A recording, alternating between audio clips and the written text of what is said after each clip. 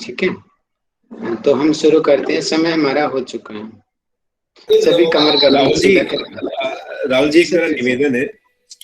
जी मैं एक्चुअली पिछले 15 तारीख को मेरे को सेकंड डोज लगी है उसकी, कोविड की। तो उसके बाद से ना मुझे ठंड ठंड सी लगने लगी है। तो मैं हरारत और ठंड और बुखार, ये तीन चीजें जो मेरे साथ चल रही है, शरीर में दर्द भी है साथ में। तो मैं थोड़ा सा अभी अप्स एंड डाउन हो रहा है, तो 1-2 दिन और लगेगा शायद सेटल होने में। तो प्लीज अगर मैं रेस्पॉन्ड नहीं कर पाऊँ तो माफ कीजिएगा please. Okay sir, okay, thank you sir, thank you thank sir. You, thank you. सभी कमर गर्दन सीधा करके बैठ जाएंगे। धीमे लंबे गहरे श्वास भरें, श्वास छोड़ें।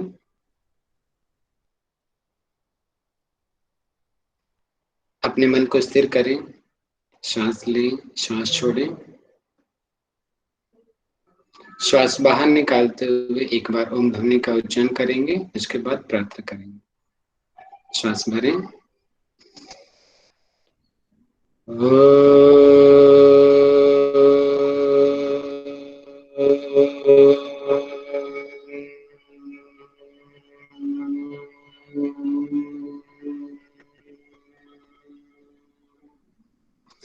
मेरे बात दोहराएंगे सभी। मैं प्रतिज्ञा करता हूं, आजीवन यम नियम का पालन करूंगा। मैं प्रतिज्ञा करता हूं, फर्स्ट अटेम्प्ट में जेआरएफ एग्जाम क्लियर करूंगा। मैं प्रतिज्ञा करता हूं, विश्व में योग का पताका फहराऊंगा। मेरी संकल्प शक्ति सुदृढ़ है, पवित्र है, अबाध्य है। ओम ओम ओम। मैं अपनी संकल्प शक्ति से सब कुछ कर सकता हूँ। ओम ओम ओम। मेरे पास अजय मनोबल है। ओम ओम ओम। शांति ही शांति ही शांति। दोनों हाथों को मिलाएं, अपने हथेली को आपस में घर्षण करें। हथेली से उत्पन्न ऊर्जा अपनी आंखों पर लगाएं। धीरे से आंखें खोलें। सादर प्रणाम। हम रेस्पिरेटरी सिस्टम हम पढ़ रहे थे, और रेस्पिरेटरी सिस्टम में आज हम पढ़ेंगे, डिफ्यूजन पढ़ेंगे कि कैसे गैसेज एक्सचेंज होती हैं हमारे ब्लड और एल्वोलाई के बीच में, और ब्लड एंड टिश्यू के बीच में। तो मेरी स्क्रीन मैं प्रेजेंट कर देता हूँ, एक मिनट रुकेंगे सभी। जो आज तक मैंने पढ़ाया है वहां तक तो कोई आपको दिक्कत नहीं होनी चाहिए। ठीक है, रिवीजन की आवश्यकता नहीं है, मैं डायरेक्ट अगला टॉपिक पढ़ा दूं।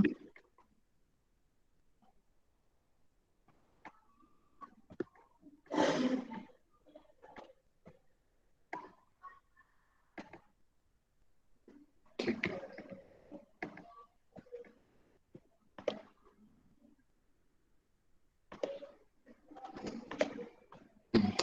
कल हम यहाँ पे आए हुए थे कि हमारे जो रिस्पिरेटरी ट्रैक है, या फिर हमारा जो पूरा का पूरा जो श्वसन संस्थान है, नाक से लेकर के नीचे एल्वोलाई तक, और इंटरनल जो रिस्पिरेशन होता है, उन सबको मिलाकर के इसका क्या क्या फंक्शन होता है। फंक्शन यानी कि इसका काम क्या होता है।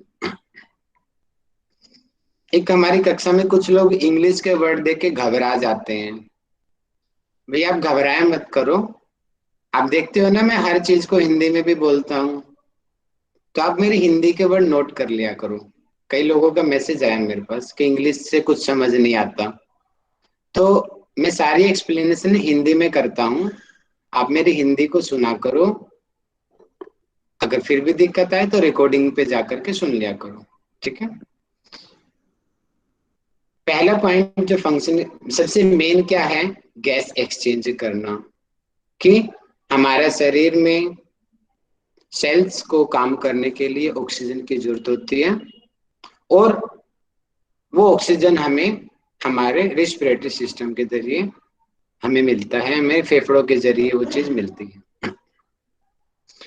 ऑक्सीजन बाहर की अंदर जाएगी और अंदर की जो गंदगी है, जो कार्बन डाइऑक्साइड है, वो बाहर निकल जाएगी। तो सबसे पहला फंक्शन गैस एक्सचेंज करना है। सेकंड जो फंक्शन है वार्मिंग एंड ह्यूमिडिफाइंग एयर। इसका मतलब है कि गर्मी में या सर्दी में जो हमारी अंदर की जो जाने वाली जो हवा है उसको ठीक करना। जैसे कि आप हिमालय पे चले गए और वहां पे बर्फीली हवाएं चल रही हैं, और वो बर्फीली हवाएं, ठंडी हवाएं आपके फेफड़ों में जाके उनको तो जमा देगी वो। लेकिन ऐसा नहीं होता है। हमारी नाक में ऐसा सिस्टम होता है। नाक के तीन पार्ट होते हैं, इंफीरियर, मिडल और सुपीरियर। क्षेत्रफल बड़ा होता है और यहाँ पे म्यूकस मेम्ब्रेन होती है जो मॉइस्चर प्रोवाइड करवाती है। मॉइस्चर यानी कि कफ का आवरण, श्लेष्मा का एक आवरण प्रोवाइड कराती है। और इसके अलावा नाक के अलावा हमारी ट्रेकिया में भी होता है ये चीज, लैरिंग्स फेरिंग्स में भी कुछ मात्रा में होता है। तो जिससे क्या होता है ना कि बाहर की गर्म हवा ऑटोमेटिक आवश्यकता अनुसार बॉडी टेम्परेचर के अकॉर्डिंग ढल जाएगी।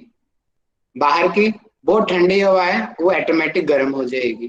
तो ये हमारा जो रिस्पिरेटरी ट्रैक है उसका ये काम होता है। इसीलिए बोलते हैं कि सांस को नाक से ही लेना चाहिए। और कल एग्जाम्पल भी मैंने दिया था आपको कि भस्त्रिका प्राणायाम को। एक सीजन होता है जो बेस्ट होता है कि वसंत ऋतु और शरद ऋतु, क्योंकि उसमें मौसम हमारा बहुत अच्छा होता है कि बाहर वातावरण में ना गर्म हवा है ना ठंडी हवा है, ज्यादा एक नेचुरल है, नॉर्मल टेम्परेचर की है। लेकिन बहुत सर्दी में भी हम बोलते हैं कि भस्त्रिका आराम से करना चाहिए। क्यों करना चाहिए? ताकि ज्यादा ठंडी हवा एकदम से ना जाए। अगर धीरे धीरे जाएगी तो ये म्यूकस मेम्ब्रेन काम करेगी और उसको ऑटोमेटिक गर्म कर देगी। इसी प्रकार गर्मी में भी, गर्मी में बाहर की एयर ड्राई है, सूखी हुई है, तो हम आराम से भस्त्रिका करेंगे तो ऑटोमेटिक जो हमारी म्यूकस मेम्ब्रेन है वो उसको ऑटोमेटिक ठंडा कर देगी, हमारी बॉडी टेम्परेचर के अकॉर्डिंग उसको ढाल देगी।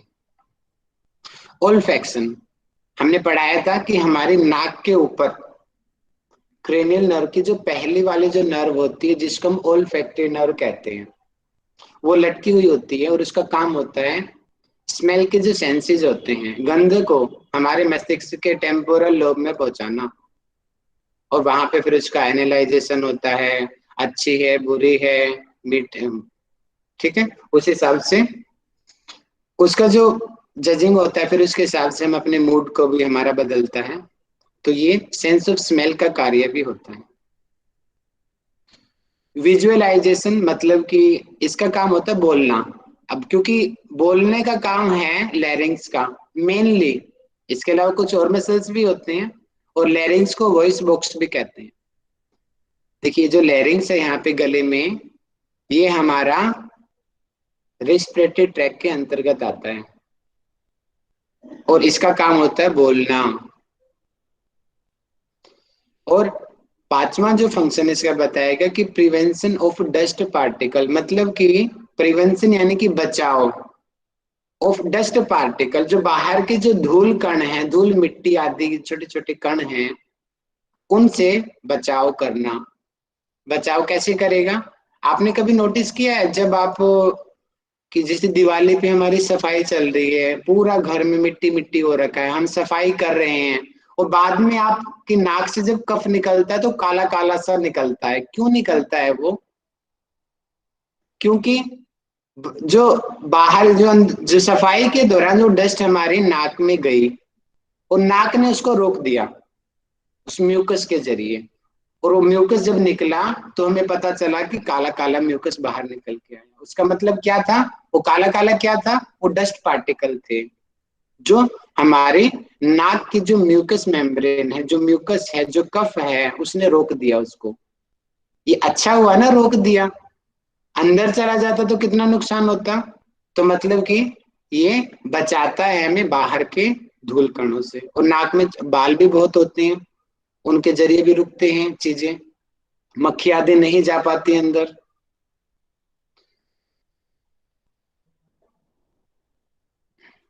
डिफेंस मैकेनिज्म, डिफेंस यानी कि कुछ यहाँ पे कुछ ऐसी चीजें होती हैं जो हमारी इम्यूनिटी को बढ़ाने वाली होती हैं। और बाहर के बैक्टीरिया को मारने वाली भी होती हैं, तो डिफेंस का भी का यानी कि सुरक्षा भी करता है ये हमारे शरीर की। और मेंटेन्स और वाटर बैलेंस, मतलब कि पानी का संतुलन, पानी का जो बैलेंस है उसको मेंटेन करना, उसको संतुलित करना। कैसे?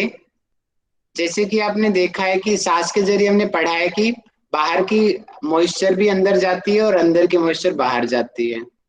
सर्दी में आपने देखा होगा कि आपकी नाक से भाप से निकलती है, वो वाटर बैलेंस करने के लिए होता है। पसीना तो आएगा नहीं, या ज्यादा यूरिन आएगा, या फिर वो जो पानी है वो हमारी नाक से निकल रहा है। तो एक तरीके से ऑटोमेटिक ये चीजें हमारा बॉडी अपने आप ही इसको मैनेज करता है कि किस समय नाक से पानी की मात्रा बढ़ा देनी है। अक्सर सर्दियों में बढ़ती है, गर्मियों में नहीं बढ़ती है। सर्दियों में आप स्पष्ट देखते हो कि एक भाप से निकलती है आपके मुंह से, आपकी नाक से। तो ये भी हमारे जो रिस्पिरेटरी जो सिस्टम होता है उसका काम है कि पानी की मात्रा को बैलेंस करना। रेगुलेशन ऑफ बॉडी टेम्परेचर, कि बॉडी का टेम्परेचर जब पानी को बैलेंस करेगा, पानी कम ज्यादा होगा तो ऑटोमेटिक जो हमारा बॉडी का टेम्परेचर भी बैलेंस हो जाएगा, क्योंकि अंदर की ऑक्सीजन CO2 बैलेंस होगी ऑटोमेटिक। फिर जो शरीर की जो अन्य एक्टिविटीज हैं जैसे कि एसिड फंक्शन है, बेसिक फंक्शन है, उनके अंदर कुछ कुछ चेंज आने लगेगा। तो मतलब कि acid base balance, body temperature, इनको भी मैनेज करता है हमारा रेस्पिरेटरी ट्रैक्ट। और स्वॉल्विंग डिगुलेशन रिफ्लेक्स, मतलब कि एक तरीके से रिफ्लेक्स एक्शन होता है ना, कि बाय चांस हमारे ट्रेकिया में कोई खाने का कोई डस्ट चली गई तो तुरंत हमें खांसी उठती है और वो बाहर आ जाती है। तो मतलब कि ऑटोमेटिक उसको बाहर निकालना। और क्योंकि फेरिंग्स भी पार्ट है इसका, और फेरिंग्स नीचे जा करके इसोफेगस में खुलता है तो निगलने का काम भी करता है। तो दोनों में चीजें में ये आ गया। और एक यहाँ पे रिस्पिरेटरी ट्रैक में सीलिया मसल्स होती हैं, जैसे कि मैं डायग्राम से अगर मैं बनाऊं सीलिया मसल्स, जैसे कि प्रॉपर डायग्राम तो मैं नहीं बना पाऊंगा, आप समझने की कोशिश करना, ठीक है। और सीलिया मसल्स जैसे कि ऐसी होती हैं और ये अपोजिट मूव करती है। एक तो ये हमारे गले में होती है और कुछ जगह और पाई जाती हैं। सामान्य रूप से मान लेते हैं हमारा मुंह है और ये नाक से ऊपर से कफ हमारा ये गला है, ठीक है, यहाँ पे ये गला है हमारा, और यहाँ पे ये कफ जम गया, कि यानी कि यहाँ पे कफ जमा हुआ है। अब हम सामान्य रूप से देखें तो कफ को कहाँ जाना चाहिए? नीचे मूव करना चाहिए, कि ग्रेविटेशनल फोर्स हमेशा हर चीज नीचे जाती है। लेकिन कई बार आपने देखा है गले का कफ ऑटोमेटिक आपके गले में आ जाता है और फिर गले के जरिए फिर आप उसको थूक के जरिए बाहर निकाल देते हो। ऐसा होता है, सबके साथ होता है ये जो मोमेंट होती है इस मसल की वजह से होती है, सीलिया मसल इसको बोलते हैं। और इसका काम होता है कि जो अंदर चला गया उसको वापस से बाहर निकालना, अपोजिट डायरेक्शन में वापस ऊपर की तरफ लेके आना, इस मसल का ये काम भी होता है। ठीक है, यूनिट आप पढ़ लेंगे। यूनिट में सबसे मेन तो हम एल्वोलाई को गिनना जाता है, लेकिन इसके अलावा ब्रोंक्यूल्स को भी माना जाता है। तो ब्रोंक्यूल्स और एल्वोलाई ये दोनों क्या है? रेस्पिरेटरी यूनिट है, इकाई है इसकी। और इसका काम क्या होता है? Exchange of gases. और गैसेज में भी कौन सी gases? Oxygen and carbon dioxide का आदान प्रदान करना, कि बाहर के इन्वायरमेंट से ऑक्सीजन को अंदर पहुंचाना और शरीर के अंदर की जो CO2 है उसको बाहर निकालना। इनका होता है, जैसे कि दिख रहा है ना ये आपको, ये एल्वोलाई है जो अंगूर के गुच्छे की तरह होती है। यहाँ पे जाकर के बाहर की कैपिलरीज होती हैं इस प्रकार, और यहाँ से जो CO2 है वो चला जाएगा हमारी एल्वोलाई में आ जाएगा। और यहाँ का जो O2 है बाहर जो हमने सांस से लिया वो हमारी ब्लड वेसल्स में आ जाएगा। तो ये हमारे इनका काम होता है, इन दो चीजों का। मेन एल्वोलाई होता है और सेकंड ब्रोंक्यूल्स का भी होता है, जो ब्रोंक्यूल्स यहाँ पे दिखाए गया है। कुछ हद तक थोड़ा बहुत यहाँ पर भी होता है, लेकिन मेनली जब आप देंगे तो एल्वोलाई ही मेन रहेगा।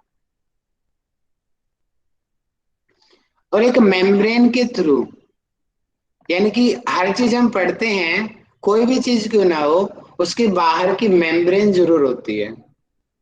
अब इसके मेम्ब्रेन अगले पेज पे हम पढ़ते हैं, इनके नेम्स क्या हैं।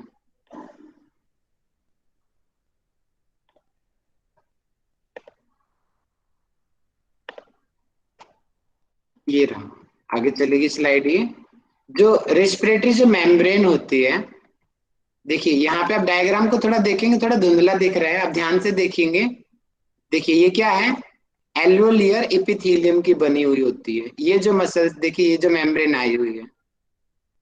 और जो दूसरी है ये एपिथेलियम बेसमेंट मेम्ब्रेन, जो यहाँ पे मैंने लिया है कैपिलरी एंडोथेलियम, इसका नाम दिया है। तो इतना आप खाली इतना याद रखेंगे, ये जो मेम्ब्रेन होती है, इसके थ्रू ये ऑक्सीजन का आदान प्रदान किया जाता है। तो अब मैं आपको बताता हूँ प्लूरा के बारे में।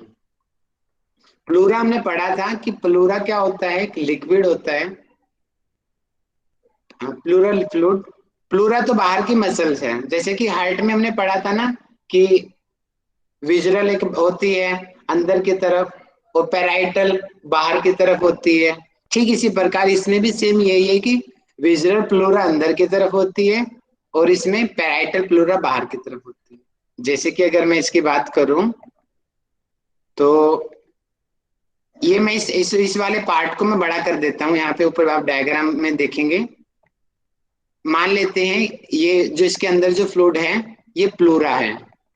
ये जो अंदर वाली चीज है, जो अंदर है, ये अंदर अंदर वाली मेम्ब्रेन, इसको हम विजुअल प्लूरा बोलेंगे, वीपी। और जो बाहर, जो सबसे बाहर की तरफ वाली लेयर होगी, उसको पेराइटल प्लूरा बोलेंगे, बाहर की तरफ। यानी कि अगर मैं इसकी बात करूं, देखिए अंदर वाली ये रही, इसको हम बोलेंगे विजुअल प्लूरा, ये रही अंदर वाली। और बाहर की तरफ, ये जो बाहर की तरफ जो दिखाई दे रही है, उसको पीवी, पेराइटल प्लूरा। और इसी प्रकार ये जो विजुअल प्लूरा है, ये अंदर की तरफ भी आई हुई होती है, इन लोब्स को जो डिवाइड करती है ये। क्योंकि अंदर भी अगर इन लोब्स में ये लिक्विड नहीं होएगा, तो ये लोब्स भी तो जब सांस के साथ फूलेंगे तो आपस में घर्षण हो जाएगा, इनके अंदर तो फ्रिक्शन होएगा, आपस में ये तो खत्म हो जाएंगे। तो प्लूरल फ्लूइड का काम क्या होता है, जो पेरिकार्डियल फ्लूइड का काम था, सेम वही काम यहाँ पर भी है। वो हार्ट में था, वहां पे हमने हार्ट में पढ़ा था ना, फ्रिक्शन से बचाता है, उसको फ्री मूवमेंट प्रोवाइड करवाता है, मॉइस्चर उसको प्रोवाइड कराता है, मैकेनिकल इंजरी से हमें उसको बचाता है। सेम वही वर्क यहाँ पर भी है। देखिए पहला क्या है, फ्रिक्शन से उसको बचाता है, कोलैप्स नहीं होता, कि दोनों लेयर्स आपस में चिपकती नहीं है, बीच में ये फ्लूइड भरा हुआ होता है। बाहर से किसी ने मुक्का मार दिया, थप्पड़ मार दिया छाती पे, तो वो एकदम से फेफड़ों तक नहीं जाती है उसकी, उसका एहसास, ये लिक्विड उसको रोकता है जहां तक इसकी क्षमता है। बहुत ज्यादा इंजरी होगी तो बात अलग है, अदरवाइज ये इसको रोकने का, इसकी प्रोटेक्शन का वर्क करता है। और एक और सबसे बड़ा काम होता है इसका, जो अंदर वाले का होता है, अंदर वाले देखिए विजुअल का, ये क्या करेगा, क्योंकि हार्ट, जो हमारे लंग्स क्या है, एक, जैसे कि हमने देखा ना मधुमक्खी का छत्ते की तरह, अंदर से खाली है ये, मतलब कि एयर भरी हुई है। अगर वो एयर इसमें विजुअल प्लूरा ना हो, तो ये हमारे लंग्स कोलैप्स हो जाएंगे, अंदर चले जाएंगे। और पेराइटल प्लूरा क्या होगा, ये बाहर चेस्ट के साथ में लंग्स को चिपका के रखेगी, जिससे लंग्स एक सीमित रहेंगे, सीमित मात्रा में अंदर जाएंगे और सीमित मात्रा बाहर भी रहेगी। मतलब कि इसकी एक लिमिट बांध दी गई है, और ये जो लेयर होती है विजुअल प्लूरा और पेराइटल प्लूरा, ये उसको उस लिमिट में बांधने की तरीका है, नहीं तो लंग्स अपने आप में ही चिपक जाएंगे।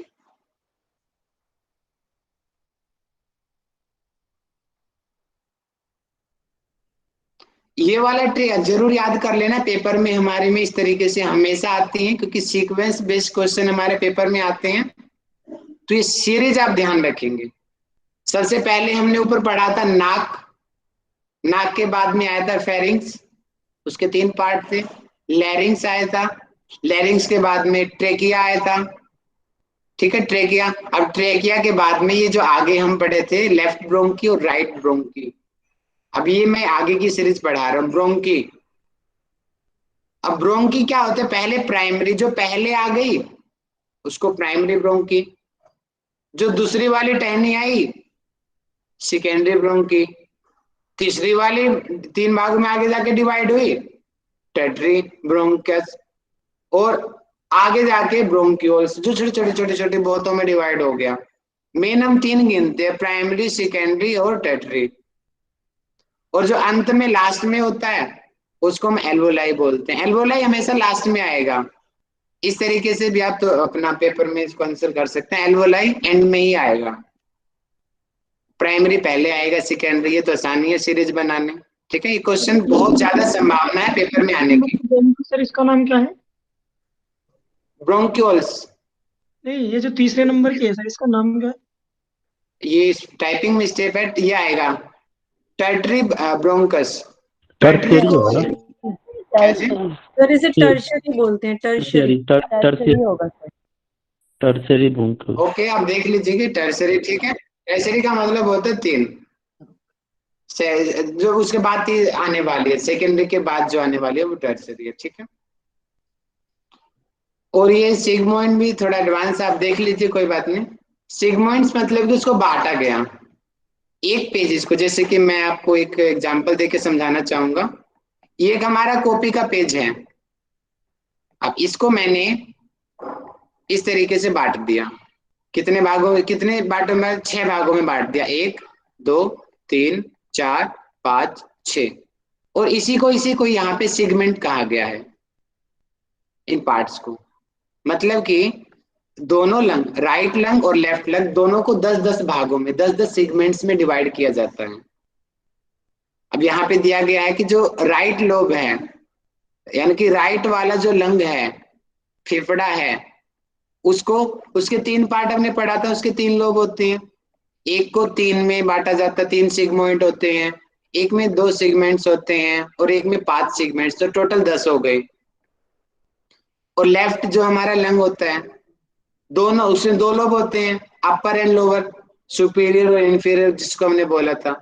तो दोनों में 5-5 सेगमेंट्स होते हैं। और इनका काम क्या होता है, इनका काम होता है कि मान लेते हैं ये सेगमेंट है एक वाला, इसको मैंने 2 नंबर दे दिया, ठीक है, और ये 1 नंबर हो गया, और ये 3 नंबर हो गया। अब ये वाला यानी कि सेगमेंट मतलब इस वाले हिस्से में इसकी अपनी एक आर्टरी होगी जो इसमें खून लेके आएगी, और इसकी अपनी वेन होगी जो इसका खून बाहर निकालेगी।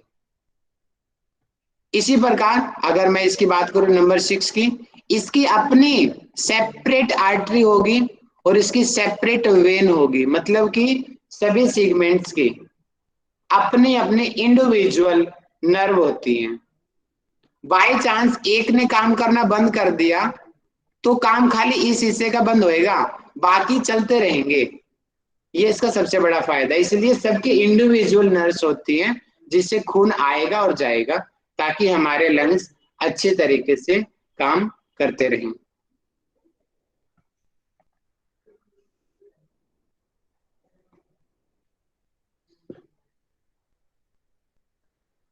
अब आपने हार्ट का स्ट्रक्चर में हमने पढ़ाया था आपको, देखिए ये हार्ट आपको दिखाई दे रहा है, और हमने पढ़ाया था हार्ट के 4 चैम्बर होते हैं। राइट आर्टरी मैंने दाया अलिंद, लेफ्ट आर्टरी मैंने कि बाया अलिंद, और नीचे की तरफ राइट वेंट्रिकल यानी कि बाया, दाया निलय, और लेफ्ट वेंट्रिकल यानी कि बाया निलय। लेफ्ट साइड के जो पोर्शन होते हैं उसमें प्योर ब्लड होता है, राइट साइड के जो पोर्शन होते हैं उसमें इनप्योर, अशुद्ध रक्त होता है। और हमने देखा था कि हमारे लंग्स से, देखिए लिख रहा है ना, पल्मोनरी वेन के जरिए शुद्ध रक्त आता है। कहाँ पे आता है, लेफ्ट आर्टरियम में आता है, बाया अलिंद में। यहां से बाइकस्पिड वॉल्व के जरिए नीचे आएगा लेफ्ट वेंट्रिकल में, और यहां से सेमिलुनर वॉल से होता हुआ, अरोटा से होता हुआ पूरे शरीर में फैल जाएगा। और पूरे शरीर से जो अशुद्ध रक्त होगा, जो ब्लू कलर से दिखाया गया है, वो आएगा कहाँ पे आएगा, राइट एट्रियम में आएगा, यानी कि दाया अलिंद में। तो ट्राइकस्पिड वॉल से होता हुआ नीचे आ जाएगा राइट वेंट्रिकल में, दाया नीले में। अब यहां से सेमिलुनर वॉल से होता हुआ पल्मोनरी आर्टरी, ये रहा पल्मोनरी आर्टरी के जरिए ये चला जाएगा लंग्स में, दिख रहा नहीं लंग्स बना रखे हैं। अब लंग्स में फिर ये प्योर हो जाएगा, प्योर होके फिर ये दोबारा से उसी प्रकार ये सर्कल में इसी प्रकार चलता रहेगा। ये सर्कल आप अच्छे से ध्यान पढ़ लेना और अच्छे से याद कर लेना कि किसके बाद कौन सा स्टेप आता है। ये पेपर में 100% आता है ये सर्कल बनाना। इसके सर्कल के में से कुछ भी बीच में से क्वेश्चन पूछ लेगा एग्जामिनर आप में से, हर बार आता है यहाँ से क्वेश्चन। तो अब हमें जानना है कि किस प्रकार, ये आपको नर्व याद होगी, पल्मोनरी आर्टरी लंग्स में ले जाने वाली और पल्मोनरी वेन लंग्स से आने वाली, बाहर आने वाली लंग्स से, उसको पल्मोनरी वेन कहते हैं। और अंदर जाने वाली उसको हम कैपिलरी कहेंगे, अभी हम पढ़ेंगे। और उससे पहले हम अब ये जान लेते हैं, कैपिलरी हो गया। देखिए आप इस स्ट्रक्चर को ध्यान से देखिए, ये ब्लड कैपिलरी है। तो कैपिलरी कौन सी है, ये मैं डायग्राम से बना दूं ताकि आपको आसानी हो जाएगी। ये कैपिलरी यहाँ पे थी, इसको मैं अगर इस तरीके से जोड़ना चाहूं आपको समझाने के लिए, और यहाँ पे मैं हार्ट बना देता हूं ताकि आपको समझ आ जाए। यहां से गया था ना, राइट वेंट्रिकल से गई थी। कोई माइक खोल के बताओ कौन सी नर्व गई थी यहां से,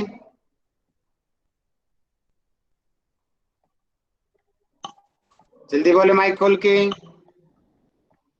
pulmonary artery sir. Very good, pulmonary artery गई थी। अब पल्मोनरी आर्टरी यहाँ पे बहुत सारी छोटी छोटी चीजों में डिवाइड होगी। यहाँ पे मैंने खाली एक दिखा दिया, लेकिन इस तरीके से बहुत भागों में डिवाइड होती है ये, ताकि पूरे लंग्स में फिर वो फैल जाती है और राइट में अलग जाएगी, लेफ्ट में अलग जाएगी। तो जो जो छोटी नर्व है उसको हम ब्लड कैपिलरी कहते हैं। अब ये ब्लड कैपिलरी आ गई यहाँ पे देखिए, और ये है एल्वोलाई, एल्वोलाई, ठीक है। अब हम यहाँ पे पढ़ते हैं कैसे गैसें बदलती है, तभी आप भस्त्रिका प्राणायाम और कपालभाति को साइंटिफिकली एक्सप्लेन कर पाओगे, जब आप ये चीज समझ लोगे कि कैसे ऑक्सीजन बढ़ेगी और कैसे ऑक्सीजन कम होगी। देखिए बाहर के इन्वायरमेंट में ऑक्सीजन की मात्रा ज्यादा होती है, तो ये जो ऑक्सीजन है वो चली जाएगी हमारी ब्लड कैपिलरी में। जो हमारे हीमोग्लोबिन जिसको कैरी करके आए थे, कार्बन डाइऑक्साइड चली जाएगी बाहर की तरफ। और क्यों चली जाएगी वो मैं भी समझाऊंगा, वो डिफ्यूजन के थ्रू जाएगी। पहले आप दोबारा से इस डायग्राम को ओवर देखने की कोशिश करें, फिर मैं आपको डिफ्यूजन समझाऊंगा। देखिए बाहर से सांस आई, ये ऊपर है, नाक से होती है सांस आई अंदर यहाँ पे एल्वोलाई में। अब यहाँ पे देखेंगे ऑक्सीजन की मात्रा ज्यादा है और कार्बन डाइऑक्साइड 3 दिखाया गया, यानी कि कार्बन डाइऑक्साइड की मात्रा कम है इसके अंदर और ऑक्सीजन की मात्रा ज्यादा है। और डिफ्यूजन का मतलब होता है higher concentration to lower concentration move करना, कि जो चीज ज्यादा है ज्यादा से कम की तरफ मूव करना, वही उसी को हम डिफ्यूजन कहते हैं। देखिए एल्वोलाई के अंदर ऑक्सीजन ज्यादा थी, और देखिए ब्लड कैपिलरी ये दिख रही है ब्लू कलर की, ब्लड कैपिलरी कैपिलरी यहाँ पे देखो कार्बन डाइऑक्साइड की मात्रा ज्यादा है और ऑक्सीजन की बहुत कम है। तो क्या होगा, यहाँ पे कार्बन डाइऑक्साइड चली जाएगी एल्वोलाई के अंदर और एल्वोलाई से ऑक्सीजन आ जाएगी हमारी ब्लड कैपिलरी के अंदर। देखिए अब यहाँ पे देखो ऑक्सीजन की मात्रा बढ़ गई, क्योंकि बाहर से एल्वोलाई से ऑक्सीजन को यहाँ पे ऐड कर दिया गया। कैसे ऐड हुई, वो डिफ्यूजन के जरिए। अब इसी को अब अंदर से पढ़ेंगे। हमने पढ़ाया था ना कि रिस्पिरेशन 2 तरीके का होता है, एक होता है एक्सटर्नल रिस्पिरेशन यानी कि बाह्य श्वसन, एक होता है इंटरनल रिस्पिरेशन यानी कि अंतः श्वसन। बाह्य श्वसन किस किस के बीच होता है, एल्वोलाई एंड ब्लड कैपिलरी के बीच में, ब्लड या एल्वोलाई के बीच में, ये होता है एक्सटर्नल रिस्पिरेशन। और इंटरनल रेस्पिरेशन ये रहा, टिश्यू या सेल के बीच में, टिश्यू और या फिर सेल ले लेंगे, और ब्लड कैपिलरी के बीच में, इनके बीच में होता है इंटरनल रिस्पिरेशन, अंतः श्वसन। अब हम अंदर की तरफ आ रहे हैं, यहाँ पे ऑक्सीजन की मात्रा हमारी बढ़ गई है, यानी कि खून हमारा ऑक्सीजनेटेड हो चुका है। अब ये आएगा हमारे लेफ्ट आर्ट्रियम में, फिर नीचे आएगा लेफ्ट वेंट्रिकल में, अरोटा के जरिए पूरे शरीर में गया। अब वो शरीर आई यहाँ पे आ गए, हम टिश्यू के पास आ गए, वो आर्टरी घूमती हुई। अब यहाँ पे क्या होगा, जो टिश्यू के अंदर कार्बन डाइऑक्साइड की मात्रा ज्यादा है, क्योंकि सेल्स ने काम किया और उसकी ऑक्सीजन खर्च हुई, माइटोकॉन्ड्रिया में स्टोर हुई, और भी कई चीजों में वो ऑक्सीजन लग गई, और वो ऑक्सीजन CO2 में बदल गई। CO2 वेस्ट है। जैसे हम खाना खाते हैं ना, हमने अंगूर खाए, हमने केला खाया, रोटी खाई, चावल खाया, और किस में कन्वर्ट हो गया, स्टूल में, मल में, मूत्र में बदल गया वो चीज। ऐसे ही सेल्स में ऑक्सीजन ये लेगी, और उसका जो वेस्ट होगा मेनली CO2 होगा, इसके अलावा और भी कुछ होता है इसका वेस्ट, मेनली CO2 है।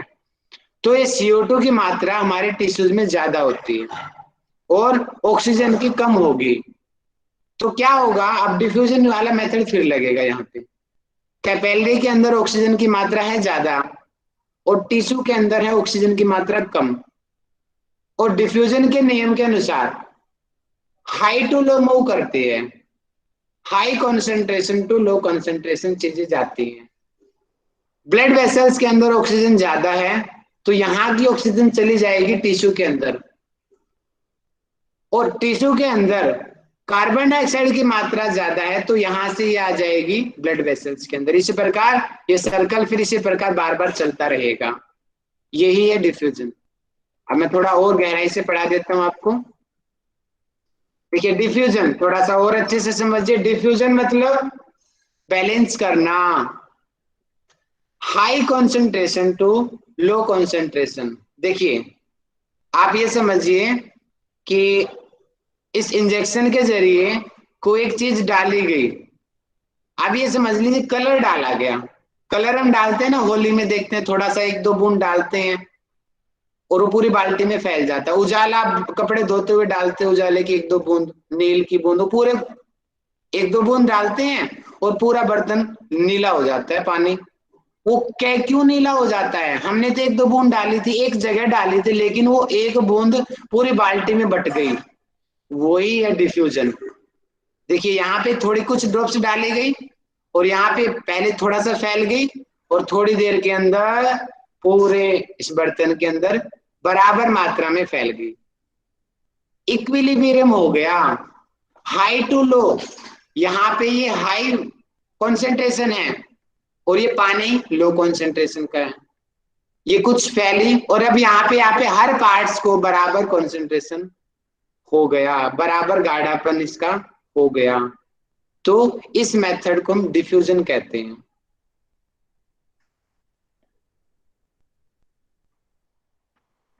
इसको आप पढ़ लेंगे। ऑक्सीजन ज्यादा होगी, गैस एक्सचेंज होंगे, ये मैंने समझा दिया आपको, ये भी समझा दिया। अच्छे से समझ आया होगा ये चीज आपको। मैं दोबारा से एक बार फिर रिवाइज कराऊंगा, थोड़ा सा कंफ्यूजन हो सकता है। अब मैं इस तरीके से समझाऊंगा और उसके बाद फिर मैं आपको अगेन समझाऊंगा, फिर आपका ये कंसेप्ट क्लियर हो जाएगा।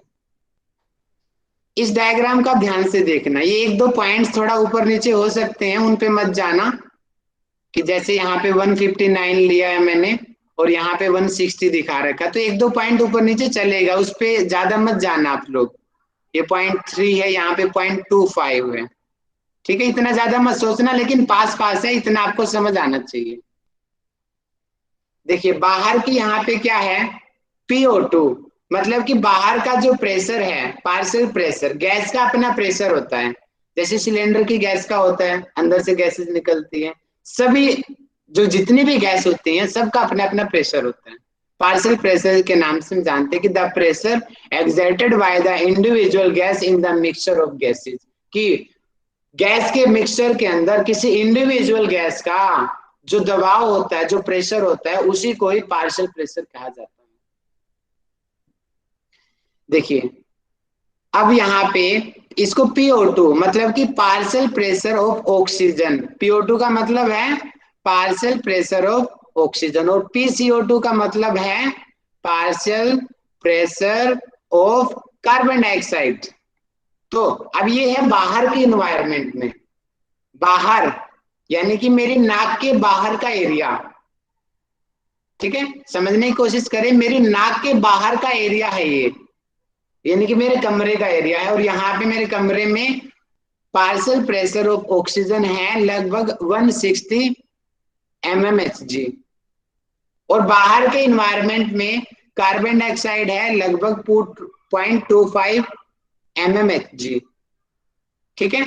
अब बाहर से सांस मैंने अंदर ली, अंदर वही नाक, pharynx, लैरिंग्स, trachea, bronchi, primary, secondary, tertiary और ब्रोंकियोलस, और लास्ट में एल्वोलाई में आ गई। एल्वोलाई यहाँ पे क्लियर हुआ, ये एल्वोलाई फेफड़े के अंदर का भाग है, एल्वोलाई, जिसको हमने वायु कोश कहते हैं हिंदी में हम इसको। अब देखिए बाहर की आ गई, अब एल्वोलाई के अंदर पार्शियल प्रेशर ऑफ ऑक्सीजन यहाँ पे 100 दिया हुआ है, और यहाँ पे मैंने 104 लिया हुआ है, कोई बात नहीं, ऊपर नीचे चलेगा, हम पिक्चर के हिसाब से चलते हैं।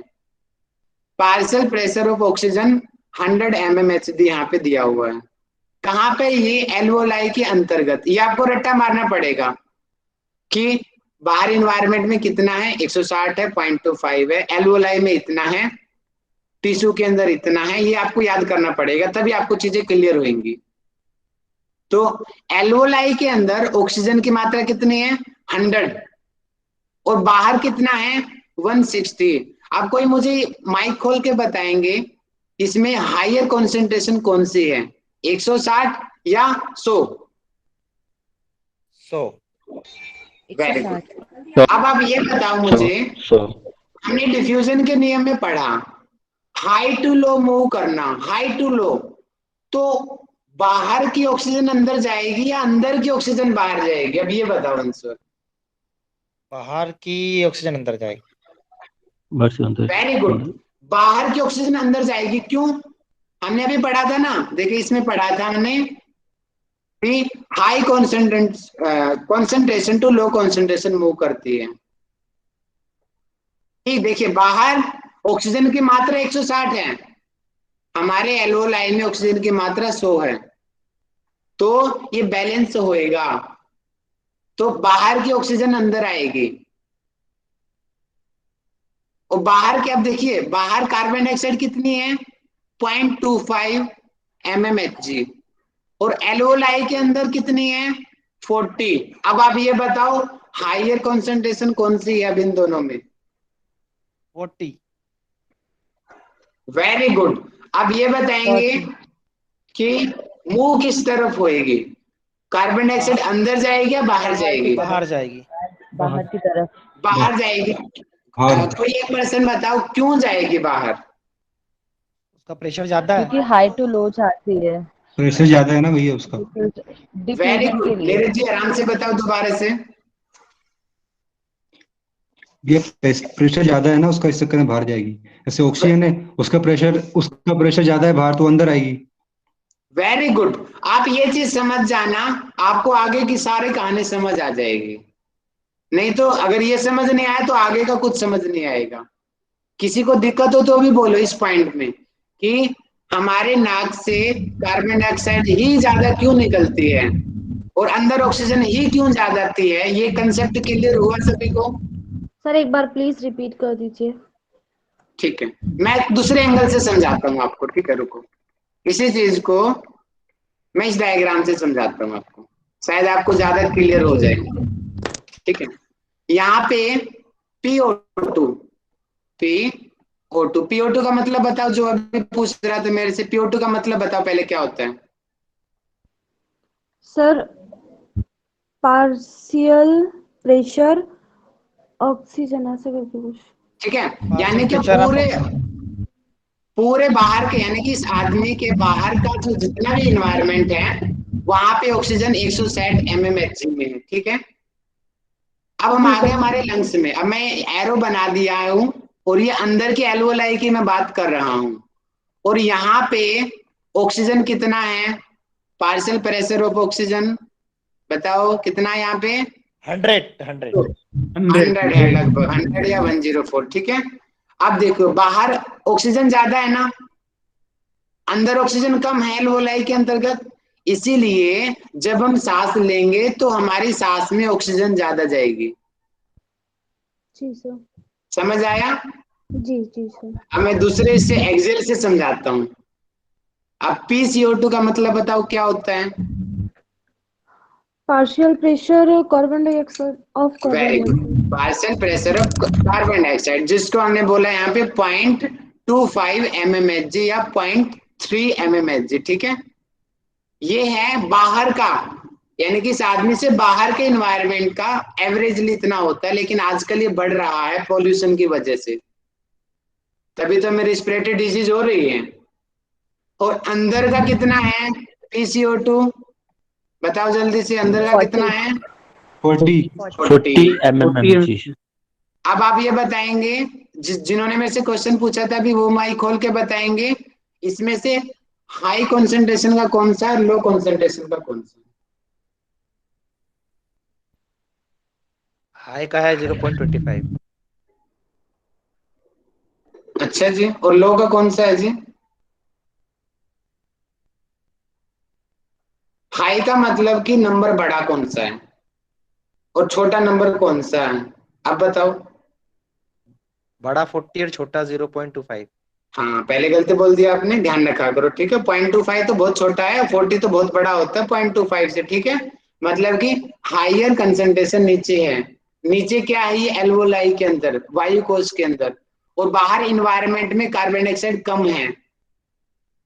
तो डिफ्यूजन के नियम में क्या पढ़ा हमने, मूव करेंगी high high concentration to low concentration, जब तक मूव करेंगी जब तक इक्विलिब्रियम यानी बैलेंस ना हो जाए।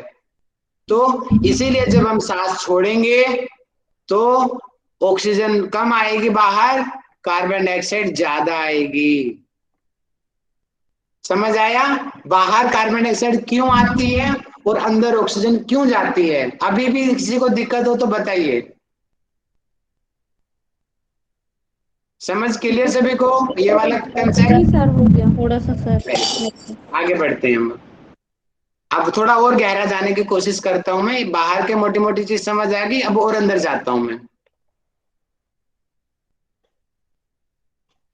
देखिए, ठीक है, हमने ये ऊपर वाला पढ़ लिया, अब हम जाते हैं अंदर।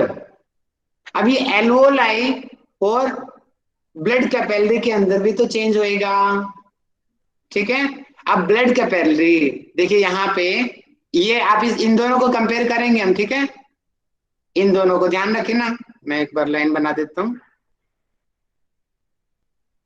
ताकि कंफ्यूजन ना हो आपके अंदर। हम इन दोनों को स्टडी करेंगे अब, इन दोनों को। अब यहाँ पे देखेंगे PO2 कितना है, 40, ठीक है। और CO2 कितना है, partial pressure of carbon dioxide 46।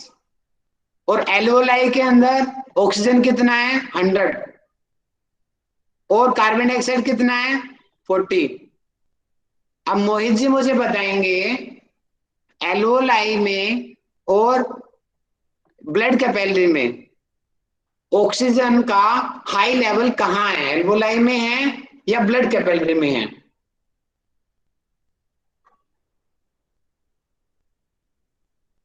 प्रेरणा जी मुझे बताएं, इन दोनों में ऑक्सीजन का हाई लेवल कहाँ पे है? सर मैं बताऊं? बताइए। एल्वोलाई में। अच्छा, एल्वोलाई। आप एल्वोलाई में, वेरी गुड। आप जो अभी कह रहे थे मैं बताऊं, वो माइक खोल के बताना, लो कंसंट्रेशन कहाँ पे है ऑक्सीजन का? लो कंसंट्रेशन ये है ना वेनस ब्लड में। नीरज जी थोड़ा संयम रखा करो, सबको, बाकी लोगों को भी आगे आने दीजिए, थोड़ा कोशिश करो नीरज जी, अच्छी बात है, एक्साइटमेंट है। देखिए, ऑक्सीजन का ज्यादा लेवल है एल्वोलाई के अंदर और ऑक्सीजन का कम लेवल ब्लड वेसल्स में है। तो यहाँ पे अब कहाँ मूव करेगी ऑक्सीजन, बाहर की ऑक्सीजन अंदर आएगी ना। देखिए यहाँ पे आ रही है ना, ऑक्सीजन अंदर आ रही है, क्योंकि बाहर ऑक्सीजन ज्यादा है एल्वोलाई में और ब्लड वेसल्स में कम है, इसलिए ऑक्सीजन यहाँ पे अंदर जाएगी। और यहाँ पे कार्बन डाइऑक्साइड कितना, 46 दिख रहा है, 46। और एल्वोलाई में कितना है, 40। तो ज्यादा कौन सी हुई, माइक खोल के बताओ, ज्यादा कहाँ है कार्बन डाइऑक्साइड, हायर कॉन्सेंट्रेशन कौन सा है, 46।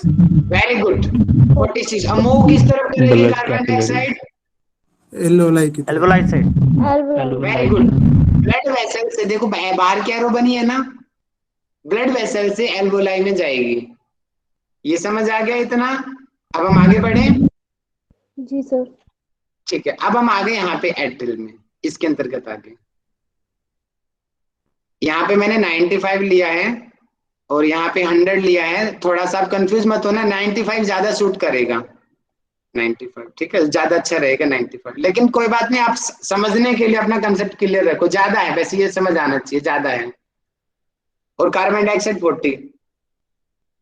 अब ये आ गई नीचे, यहाँ पे आ गया, यहाँ पे ठीक है। अब ये देखिए नीचे जो ये आ गया टिश्यू, ये कौन है, हमारे सेल्स दिखा रखा है ना, सेल्स या फिर टिश्यू, मतलब कि या तो पैर का सेल्स, हाथ का सेल्स, सेल का सेल्स, कहीं भी हो सकती है, बॉडी के अलग पार्ट्स में आ गए हम। और वहां पे पार्शियल प्रेशर ऑफ ऑक्सीजन कितना है, माइक खोल के बोलो जल्दी, कितना है, 40। और partial pressure of carbon dioxide कितना है, 46। 46 ठीक है। और बाहर के ब्लड वेसल्स में ये रहा, हम इन दोनों को कनेक्ट कर रहे हैं, अब इन दोनों को देख रहे हैं हम। ऑक्सीजन हम, आप 100 की जगह 95 बोलिए, ठीक है 95। तो ऑक्सीजन कितना है बाहर ब्लड वेसल में, 95। 95। और कार्बन डाइऑक्साइड कितना है, 40। 48। अब आप ये बताएंगे इस ब्लड वेसल्स में और सेल्स में ऑक्सीजन की हाई कंसेंट्रेशन कहां पर है,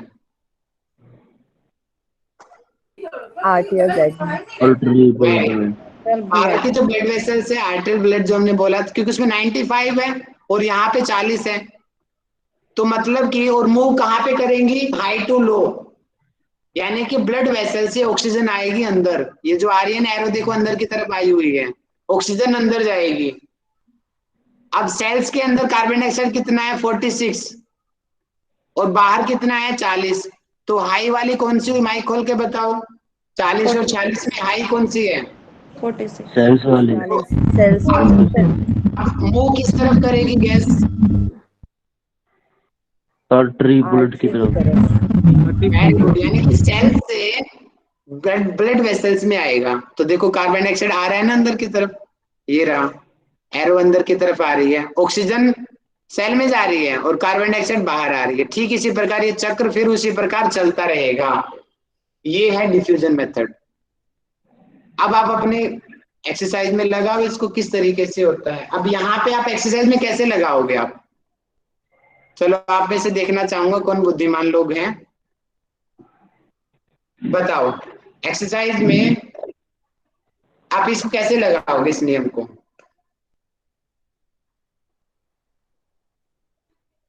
एनीवन, कोई भी बोलो, अपना लॉजिकल माइंड चलाओ और बताओ कैसे आप इस चीज को साइंटिफिकली आप बताओगे।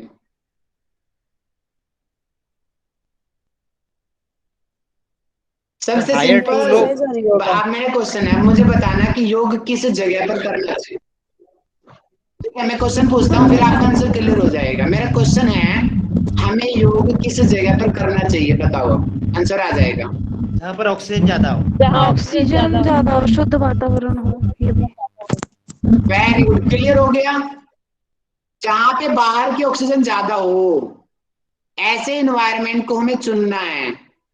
अगर हम ऐसी जगह प्रैक्टिस करेंगे जहां बाहरी ऑक्सीजन कम है और कार्बन डाइऑक्साइड ज्यादा है, तो ऑटोमेटिक हमारा ये प्रोसेस सब उल्टा हो जाएगा और फायदा होने की जगह नुकसान हो जाएगा। इसीलिए हम कहते हैं एक्सरसाइज को साफ सुथरी हवादार जगह पे करना चाहिए, ताकि बाहर की इन्वायरमेंट में ऑक्सीजन ज्यादा रहे, कार्बन डाइऑक्साइड कम रहे। अगर बाहर ऑक्सीजन ज्यादा होगी तभी एल्वोलाई में ऑक्सीजन ज्यादा आएगी, तभी ब्लड वेसल्स में ऑक्सीजन आएगी और सेल्स में ऑक्सीजन आएगी। समझ आया साइंटिफिकली क्यों हम खुले वातावरण में हमें एक्सरसाइज करनी चाहिए? क्लियर सभी को? कोई दिक्कत हो तो बताओ, आगे बढ़ते हैं। अब हम आते हैं कि कपालभाति का क्या इफेक्ट पड़ता है, भस्त्रिका का क्या इफेक्ट पड़ता है। ये चीज मैं आपको साइंटिफिकली समझाता हूँ। टाइम है हमारे पास, आज आप संयम बनाएंगे, आज मैं टॉपिक पूरा करेंगे, चाहे मुझे 20 मिनट और लग जाएंगे, आप सभी लोग रुके रहना। पीएफटी ये होता तो लंग फंक्शन टेस्ट है, लेकिन इसको हम एलएफटी नहीं कहते, क्योंकि एलएफटी हम लीवर फंक्शन टेस्ट को कहते हैं। इसीलिए वैज्ञानिकों ने इसको पीएफटी कह दिया, ताकि लीवर फंक्शन टेस्ट अलग हो जाए और पीएफटी पल्मोनरी फंक्शन टेस्ट अलग हो जाए। पीएफटी जो होगा एक्चुअल में वो लंग फंक्शन टेस्ट ही है। अब इसमें क्या है हम पढ़ेंगे, इसका एक इंस्ट्रूमेंट है, इंस्ट्रूमेंट आप नोट कर लेंगे, स्पाइरोमीटर। ये एक इंस्ट्रूमेंट होता है जिसके द्वारा लंग्स की जो कैपेसिटी है ऑक्सीजन की उसको जांचा जाता है, कम है ज्यादा है। और जब आप प्राणायाम करेंगे ना, और प्राणायाम पे जब आप रिसर्च करेंगे तब आपको इस इंस्ट्रूमेंट की जरूरत पड़ेगी। साइंटिफिकली जब आप रिसर्च में बोलोगे ना कि भस्त्रिका प्राणायाम करने से ऑक्सीजन की मात्रा बढ़ी, वो बढ़ी वाला इंस्ट्रूमेंट कौन सा है? स्पाइरोमीटर जब आपके पास होगा और जब आप इन टेस्ट को आप जान पाओगे, तब आप साइंटिफिकली बोलोगे कि हाँ देखो इंस्ट्रूमेंट से मैंने चेक किया है, पहले ये थी और अब ये है। अब हम इस चीज को हम स्टडी करने वाले हैं कि volumes of air breath by an individual, मतलब कि कितनी मात्रा में कोई व्यक्ति श्वास अंदर या बाहर निकाल सकता है। सबकी अपनी अपनी क्षमता होती है कि मैं कितना सांस अंदर ले रहा हूं, कितना मैं बाहर निकाल रहा हूं।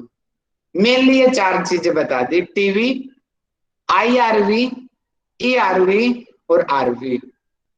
और मैं पहले ही बता दूं, ये टॉपिक मैं थोड़ा सा गहरा पढ़ा रहा हूं आपको, शायद यहां से क्वेश्चन ना आए, लेकिन थेरेपी वाले क्वेश्चन यहां से जरूर आएंगे जो हम थेरेपी आगे पढ़ेंगे, और आपके भी कंसेप्ट खुलने चाहिए इसमें। इसीलिए मैं ये टॉपिक उठाया, इतना गहरा वाला टॉपिक, और आपको भी इंटरेस्ट देना चाहिए इस टॉपिक में। टीवी का मतलब टाइडल वॉल्यूम, आईआरवी का मतलब इंस्पिरेटरी रिजर्व वॉल्यूम, ईआरवी का मतलब एक्सपिरेटरी रिजर्व वॉल्यूम, और आरवी का मतलब रेजिडुअल वॉल्यूम। अब ये क्या है एक एक करके मैं आपको समझाता हूं। देखिए टीवी को हम समझते हैं पहले। टीवी टाइडल वॉल्यूम, इसका क्या है? वॉल्यूम ऑफ एयर ब्रेथड इन और out in a normal quite respiration.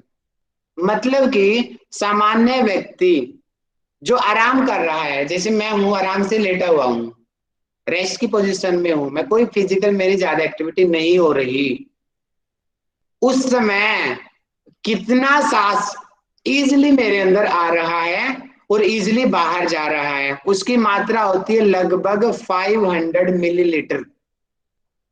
इस पॉइंट को नोट कर लें। सामान्य रूप से जब हम रेस्ट की पोजीशन में हैं तो सामान्य रूप से जो वायु हमारे शरीर के अंदर जा रही है उसकी मात्रा है लगभग 500 मिलीलीटर। और 500 मिलीलीटर में जो 150 मिलीलीटर है वो तो ट्रेकिया और ब्रोंकी में ही रह जाती है। एक्चुअल में अंदर एल्वोलाई के अंदर 350 मिलीलीटर एयर लगभग जाती है, वो कम ज्यादा कुछ हो सकती है, लगभग 350 मिलीलीटर एल्वोलाई में जाएगी। कब? सामान्य अवस्था में, जब हम रेस्ट की पोजीशन में हैं। ये हो गया सामान्य। अब सेकंड पॉइंट हम बढ़ते हैं, आईआरवी। आईआरवी इसका मतलब क्या है? Extra volume of air that can be inhaled forcefully after the end of normal inspiration.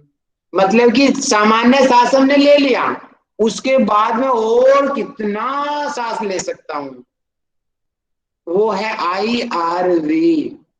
IRV कि सामान्य सांस ले लिया मैंने, अब फिर बोलते ना और लो और लो और लो, वो है कि हम सामान्य से कितना सांस ले सकते हैं। देखो हैरानी, देखो सामान्य सांस हमने लगभग 500 लिया, और एक्चुअल में हम अगर थोड़ा सा भी जबरदस्ती करेंगे तो हम देखो 5 का 6 गुना भी हम अंदर ले सकते हैं। देखिए प्राणायाम की वैल्यू कितनी है, देखिए आप समझ सकते हो यहाँ पे एक्चुअल में हमारे लंग्स की वैल्यू बहुत ज्यादा है, हम लेते नहीं है उतनी सांस।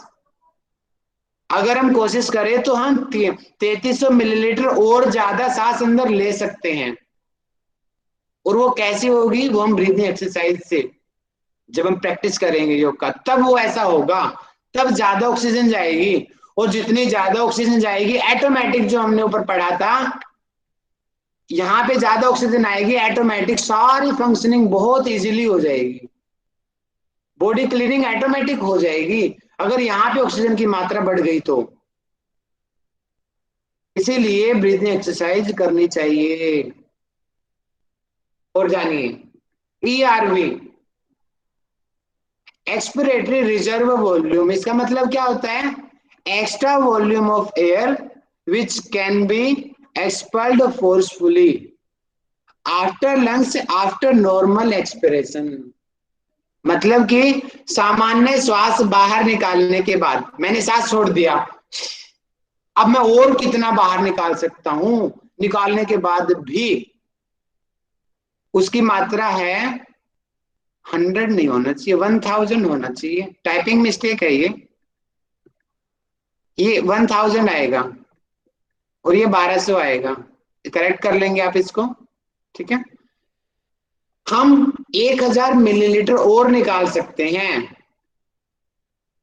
सामान्य के मुकाबले। सामान्य में कितना था, पहले तो नॉर्मली 500 आ रहा था, 500 जा रहा था, और लेकिन अगर हम कोशिश करें, थोड़ा सा ध्यान दें, तो हम 1000 मिलीलीटर भी बाहर निकाल सकते हैं।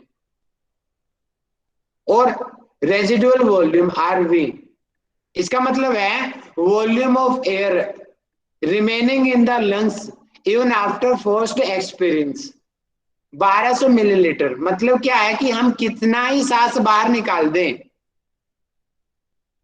फिर भी कुछ हवा हमारे लंग्स में रह ही जाएगी, सारी हवा कभी नहीं निकल सकती। अगर वो निकल गई तो हमारे लंग्स चिपक जाएंगे और खत्म हो जाएंगे। तो ये नेचर गॉड गिफ्ट है, ये इतनी हवा हमारे फेफड़ों में रहेगी ही रहेगी, ये कभी बाहर नहीं निकल सकते, हम कितना ही जबरदस्ती कर लें। लगभग 1200 मिलीलीटर जो हवा है वो हमारे फेफड़ों में हमेशा ही रहेगी।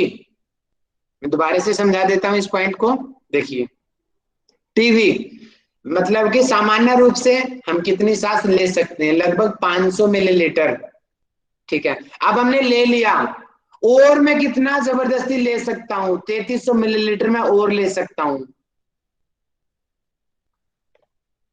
अब मैंने एक्सेल कर दिया, एक्सेल सामान्य 500 मिलीलीटर हुआ, अब मैं और कितना एक्सेल कर सकता हूं, मैं उसका डबल भी कर सकता हूं एक्सेल, अगर मेरी श्वास के ऊपर कंट्रोल है तो 1000 मिलीलीटर भी मैं एक्सेल कर सकता हूं। और मैं कितना ही एक्सेल कर दूं फिर भी कुछ हवा हमारे फेफड़ों में रह ही जाएगी, 1200 ml फेफड़ों में रहेगी हवा। इतना कंसेप्ट क्लियर, थोड़ा सा मैं पढ़ाता हूं आगे, इन टॉपिक रह गए क्लियर हमारा आज की, इस चैप्टर ही कंप्लीट कर देंगे आज इसको। अब आप जानेंगे कि टोटल लंग कैपेसिटी क्या है, मतलब कि कितनी क्षमता है हमारे फेफड़ों की। देखिए टीवी हमने जाना था, टीवी मतलब कि जो सामान्य जो हवा है हमारे फेफड़ों में, जो हम सामान्य रूप से रेस्ट की पोजीशन में हम लेते हैं, कितनी है, 500 मिलीलीटर। IRV मतलब कि सामान्य सांस लेने के बाद में मैं और कितनी ज्यादा से ज्यादा ले सकता हूं, वो कितनी है, 3300 मिलीलीटर। ERV का मतलब कि जब मैं सांस छोड़ रहा हूं, कितना मैं जबरदस्ती छोड़ रहा हूं, 1000 मिलीलीटर। और आरवी का मतलब कि कितनी हवा हमारे लंग्स में रहती है हमेशा, 1200 मिलीलीटर। टोटल हम करेंगे तो हमारे लंग्स की कैपेसिटी है 6000 मिलीलीटर। हेलो तो भैया। ये आ गई हमारी हेलो भैया। लंग की वहां पे तो आप कैपेसिटी। वहां पे तो आपने आरवी के अंदर 120 बताई थी, यहाँ पे ये 1200 क्यों है? अरे जीरो देखी नहीं क्या मैंने? लाल पेन से ऐड किया था। कहाँ सो रहे हो आप क्लास में? ये जीरो दिखी?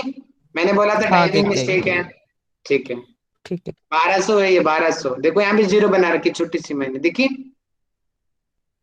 टाइपिंग गलती हो जाती है कभी कभी।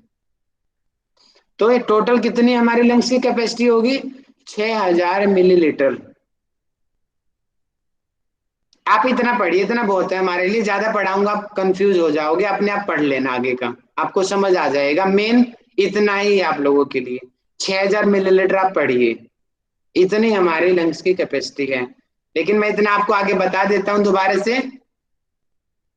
इस कैपेसिटी को हम नापेंगे जब आप प्राणायाम के ऊपर जब आप रिसर्च करोगे ना, कि आप अनुलोम विलोम पे रिसर्च करोगे, नाड़ी शोधन पे रिसर्च करोगे, कपालभाति पे रिसर्च करोगे, वहां पे आपको इन चीजों की जानकारी होनी चाहिए। अदरवाइज आप कहेंगे कि इसको कुछ नहीं आता। साइंटिफिकली आपको ये चीजें होनी चाहिए पता। ये ग्राफ को भी जब समझेंगे तो आपको पता चल जाएगा टोटल कितनी है हमारी कैपेसिटी। टोटल में सारी जोड़ दी ऊपर से नीचे, 6000 मिलीलीटर। ये हो गया, छोड़ो इसको। हाँ, लास्ट पॉइंट हमारे सिलेबस का, वेंटिलेशन। आप लोगों ने बहुत सुना होगा। बताओ, वेंटिलेशन सबसे ज्यादा आजकल पीरियड में चल रहा है, कौन सी बीमारी में चल रहा है? कोविड-19। Very good. कोविड 19 का जो वायरस है वो हमारी एल्वोलाई को डैमेज कर देता है, जिसकी वजह से सांस नहीं जाती ठीक से, एल्वोलाई खत्म हो जाती है। तो फिर क्या करते हैं डॉक्टर? उसको आर्टिफिशियली मशीन लगाते हैं। दिख रही है इस मशीन आपको? ये आर्टिफिशियली मशीन, देखो इसके फेफड़े खराब हो गए, कोविड हो गया इसको। अब डॉक्टर इसको बचा रहा है। इसके लंग्स ने सांस लेने बंद कर दिया बाहर की, बेहोश हो चुका पेशेंट ये। अब इसको जिंदा रखने के लिए हमारी साइंस ने तरक्की किया है, ये वेंटिलेशन मशीन बनाई है। इसकी एक ट्यूब को मुंह से डालते हुए फेफड़ों में डाल देते हैं। ये बाहर की मशीन है जो मैकेनिकल, जो नेचुरली ऑक्सीजन बनाएगी और जबरदस्ती सांस को अंदर फेंकेगी, जबरदस्ती फेंकेगी। एक तो होता है ऑक्सीजन की मशीन, वो सिर्फ ऑक्सीजन का एनवायरनमेंट प्रदान करती है, वो फोर्स नहीं करती अंदर जाने का। लेकिन वेंटिलेशन जो होती है फोर्सफुली हवा अंदर भेजने वाली होती है मशीन। तो ये यानी कि जिसके फेफड़े काम करना बंद कर गए, बाहर से जो मशीन का हमने यूज किया उसको हम वेंटिलेशन कहते हैं। और कोरोना काल में जो बहुत ज्यादा सीरियस पेशेंट होते हैं उनको वेंटिलेशन पे रखा जाता है। कुछ लोग बच जाते हैं, ज्यादातर लोगों की डेथ हो जाती है, क्योंकि ये लास्ट वाला स्टेज होती है। आईसीयू में ही लास्ट स्टेज पे ही इसको यूज करते हैं, जब डॉक्टरों के पास कोई ऑप्शन नहीं होता, उसमें वेंटिलेशन का यूज किया जाता है। और सामान्य रूप से जब पेशेंट बेहोश हो जाता है, जैसे कि जब ब्रेन की सर्जरी करते हैं, हार्ट की सर्जरी करते हैं, उस समय भी वेंटिलेशन का यूज किया जाता है। क्योंकि पेशेंट को बेहोश कर दिया गया, वो उसको इतना जबरदस्त स्टेरॉइड दे दिया, वो 3-4 दिन बेहोश रहेगा पेशेंट। अब हो सकता है कि उसके लंग्स काम ना करना बंद कर दे, तो वो स्थिति ना आ गई तो पेशेंट ऐसी डेथ हो जाएगी। तो उस समय भी डॉक्टर क्या करेगा? सर्जरी कर दिया, सर्जरी करने के बाद में डॉक्टर 1 दिन 2 दिन उसके अनुसार वेंटिलेशन पे रखता है उस पेशेंट को जिसकी सर्जरी किया है। इसलिए करता है ताकि उसके फेफड़े काम करते रहें। 3-4 दिन में जब उसको अच्छे से होश आ जाएगा, इस मशीन को हटा देते हैं और बाद में उसके फेफड़े अपने आप आराम से नेचुरली काम करते हैं। ये है वेंटिलेशन। और यहाँ पे हमारा सिलेबस हुआ कंप्लीट। और ये नेचुरल हमारा योगा वाला वेंटिलेशन। हम बोलते हैं ना कि वेंटिलेशन होना चाहिए, मतलब कि हवा पास होनी चाहिए, ऐसी जगह पे हमें एक्सरसाइज करनी चाहिए। हमारा घर, हमारा कमरा, हमारा स्टडी रूम ऐसी जगह पे हो जहाँ पे खिड़कियां हो। इसको भी हम नेचुरल वेंटिलेशन कहते हैं, कि मतलब कि हवा पास होती रहे, नहीं तो हम ऐसे दम घुट के मर जाएगा हमारा। तो थैंक यू, बहुत बहुत आपको बधाई, आपका ये वाला सिस्टम भी कंप्लीट हो गया है। कल ये हम हमारा आगे, एंडोक्राइन फिजियोलॉजी पूरा हो चुका है क्या? ना ना ना ना ना, अभी बाकी है। कितना बाकी है इम्यूनिटी सर? सिस्टम बाकी है अभी, लिम्फोइड सिस्टम बाकी है, और रिप्रोडक्टिव सिस्टम। दो लेक्चर मैक्सिमम लगेंगे, 2 या 3 लेक्चर में आपका एनाटॉमी एंड फिजियोलॉजी कंप्लीट हो जाएगा। 3 सिस्टम सर बाकी है सर अभी। सर वो ग्राफ समझाइए ना, ग्राफ। ग्राफ समझना है जी, समझा देता हूँ मैं थोड़ा सा। आपको दिक्कत होती है इसलिए मैंने जान के नहीं समझाया, समझा देते हैं। वही मेन है। समझाता हूँ, ठीक है। एक मिनट, ये लीजिए, आप यहाँ से हम पढ़ते हैं इस ग्राफ को, ठीक है। देखिए टीवी क्या है, बोलिए अब टीवी क्या है, ये समझेंगे तभी आप समझ पाएंगे। सामान्य वायु जो हम लेते हैं। Very good. जो नॉर्मल सांस जाती है और आती है, ये लगभग यहाँ पे 300 को गिन लिया गया। वैसे तो यहाँ पे हमने 500 लिखा है, लेकिन यहाँ पे अंदर कितनी गई, लगभग 350। इस वजह से यहाँ पे हमने इस ग्राफ में यहाँ पे 300 पे इसको हमने यहाँ पे कर दिया कि इतनी सांस आ रही है। ऊपर जाने का मतलब इनहेल हो रहा है, नीचे जाने का मतलब एक्सहेल हो रहा है। आ रही है, जा रही है, आ रही है, जा रही है, आ रही है, जा रही है। इस ग्राफ में नॉर्मल है ये। अब यहाँ पे एकदम से बढ़ गई, देखो सांस कितनी बढ़ गई। क्यों बढ़ गई, इसको क्या नाम दे रखा है यहाँ पे, ये रहा कैपेसिटी। और अगर खाली हम ऊपर वाली को देखेंगे, ऊपर वाली क्या है, IRV। IRV ये रहा, IRV। IRV क्या था, हमने पढ़ा था कि नॉर्मल सांस ले लिया, उसके बाद में हम कितनी और ले सकते हैं। देखिए यहाँ पे, यहाँ तक मैं थोड़ा और पेन चलाता हूँ, रुकिए। देखिए इसको आप इस तरीके से समझिए, इतना तो हम नॉर्मल ले रहे थे, अब बच गया ये वाला, ये वाला यहां से लेके यहां तक, और यहां से यहां तक हमने कितना बोला है, 3300 बोला है ना मिलीलीटर। इतना सांस हम और ले सकते हैं, ये हो गया 3300 मिलीलीटर। समझ आया ये वाली चीज? जी सर। ओके, हम आगे बढ़ते हैं फिर। अब देखिए, अब ये आ गया, अगला पॉइंट कौन सा था, ERV। ये रहा ERV। क्या होता है, ERV होता है कि सामान्य श्वास बाहर निकालने के बाद जबरदस्ती और बाहर निकालना। देखिए यहां तक सांस निकल गया, देखिए इस पॉइंट पे सांस बाहर जा चुका है, क्योंकि देखो यहाँ पे सांस आ रहा है, जा रहा है, आ रहा है, जा रहा है। अब यहाँ पे नॉर्मली एक्सेल हो गया है, लेकिन हमने जबरदस्ती और एक्सेल कर दिया, यहां तक हम आ गए। अब ये मात्रा कितनी बताई गई है, बताओ जल्दी, कितना हम जबरदस्ती और एक्सेल कर सकते हैं? 1000 वेरी गुड, 1000 मिलीलीटर हम और एक्सेल कर सकते हैं। और RV, ये वाला, ये वाला, ये वाला, वो माइक बंद कर लीजिए। हम कितना ही एक्सेल कर दे, हमारे फेफड़ों में रहेगी रहेगी कुछ न कुछ हवा, 1200। और यहाँ पे भी लगभग ये अगर इसको देते हैं 1200 ही है लगभग, हम इसको, ये 1250 है, चलता है थोड़ा बहुत ऊपर, ये 1250 के बराबर में दिया हुआ RV। इतनी हवा रहेगी ही रहेगी हमारे फेफड़ों। क्लियर हुआ ये वाली चीज, समझ आई ग्राफ की आपको? जी सर। ठीक है, तो अब हम ये बताते हैं, कैपेसिटी आ गया, ये तो मैथमेटिक्स अपना जोड़ लो अपने हिसाब से। मैंने खाली टोटल पढ़ाया आपको, टोटल कितनी होती है जल्दी बताओ? 3300। 6000। 6000। ठीक है, 6000 अभी पढ़ाया था ना मैंने, इतना पढ़िए, इतना काफी है। बाकी ये जो आप समझ जाएंगे, जो आगे की मैंने जो स्लाइड भेजी है इनसे, ठीक है। आसान है, ज्यादा मुश्किल नहीं है चीज। बताइए आपको अच्छे से, आप इतनी गहराई से, शायद मैंने भी आज तक इतनी गहराई से किसी से पढ़ा नहीं है, और मुझे नहीं पता मैंने कैसे आपको पढ़ा दिया ये टॉपिक। सर एक क्वेश्चन पूछूं? जी बताओ। सर आपने कहा था कि ज्यादा से कम की ओर जाती है ऑक्सीजन और कार्बन डाइऑक्साइड का, जो आपने एग्जांपल दिया था, तो दूसरी केसेस क्यों नहीं जाती है, ऑक्सीजन ही क्यों जाती है और कार्बन डाइऑक्साइड ही क्यों निकलती है? नाइट्रोजन भी जाती है, कल मैंने पढ़ाया था ना, नाइट्रोजन जाएगी और वापस भी आ जाएगी। सर हमारा एल्वोलाइव ऑक्सीजन को ही क्यों लेता और छोड़ता, नाइट्रोजन को क्यों नहीं यूज कर सकता है? नाइट्रोजन भी आती है, लेकिन ब्लड में नहीं जाती वो, हीमोग्लोबिन के कारण सर। हाँ ब्लड में नहीं जाती वो, आएगी एल्वोलाइव में, वो वापस चली जाएगी।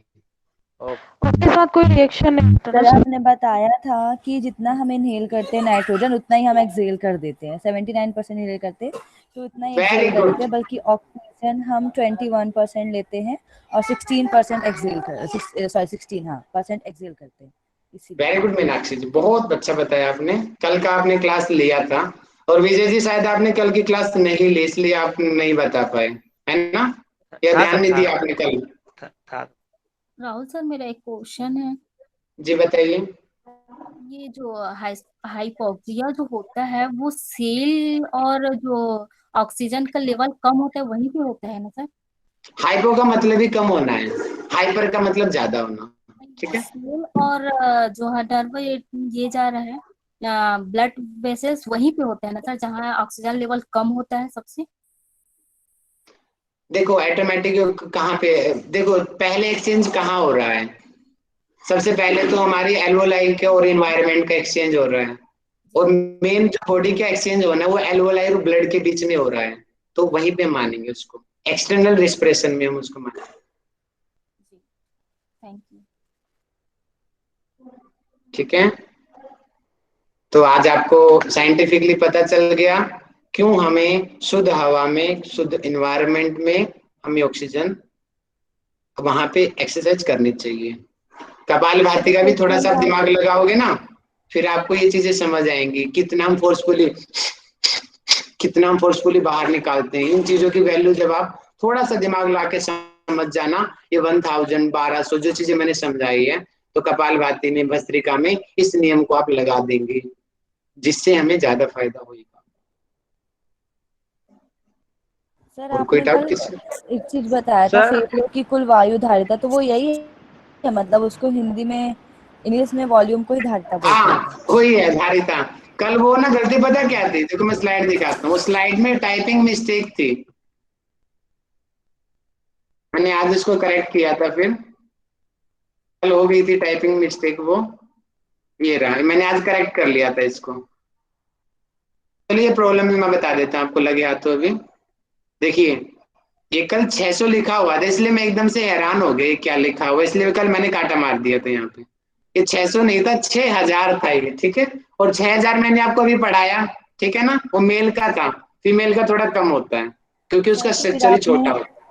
आपने कल पढ़ाया था कि मेल जो फीमेल्स होती है उनका रेस्पिरेशन रेट ज्यादा होता है, तो फिर वायु क्योंकि धारिता काम कैसे हुई? फेफड़े छोटे होंगे, ठीक है, फेफड़े छोटे होंगे तो कम ऑक्सीजन अंदर जा रही है, एल्वोलाई भी कम होंगे, ठीक है, एल्वोलाई कम होंगे, लेकिन बॉडी के फंक्शनिंग तो उसमें ज्यादा होती हैं, क्योंकि काम तो लड़कियां भी उतना ही करती हैं, तो इसीलिए रेस्पिरेशन रेट बढ़ जाएगा। समझ आया? ओके। ताकि उन सेल्स की डिमांड को पूरा किया जा सके। सर जब हम प्राणायाम करते हैं तो कुंभक करते हैं तो उसका फिजियोलॉजिकल इफेक्ट क्या पड़ता है? फिजियोलॉजिकल इफेक्ट क्या पड़ता है अभी बताता हूँ, देखिए कुंभक का फिजियोलॉजिकल इफेक्ट है, ये लो आप इससे समझिए, ये, हाँ इससे समझिए आप, ठीक है।